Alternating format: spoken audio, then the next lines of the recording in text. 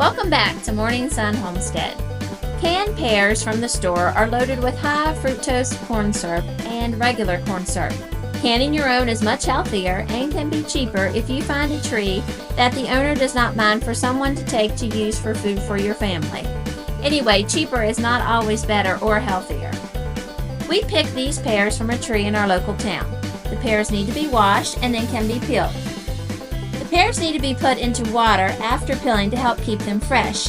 Vitamin C tablets added to the water will keep the pears from turning brown. I use vitamin C tablets in place of Fruit Fresh. It does the same job for a much lesser price.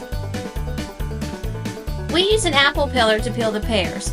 The peeler slices the rings, but they can also be put into quarters or halves. The cores and peelings will be used to make pear vinegar. After peeling the pears, we make an extra light sugar syrup that consists of 1 1/4 cups of sugar to 5 1/2 cups of water. Add the water to a heavy cooking pot. Heat until water is hot, the sugar, and then stir until the sugar is dissolved. Pack pears into the glass jars, add the sugar syrup, wipe the ring of the jar, and then add a previously simmered lid and ring. The pears will be processed in a water bath. Quarts are processed for 25 minutes and pints for 20 minutes.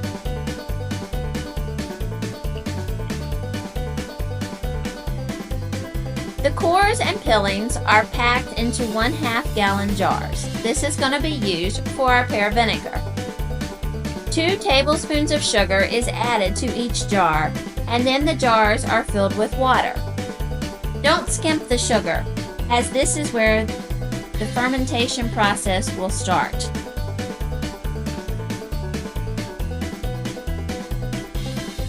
I put a coffee filter with a rubber band on each jar and store in a warm place for approximately 2 weeks.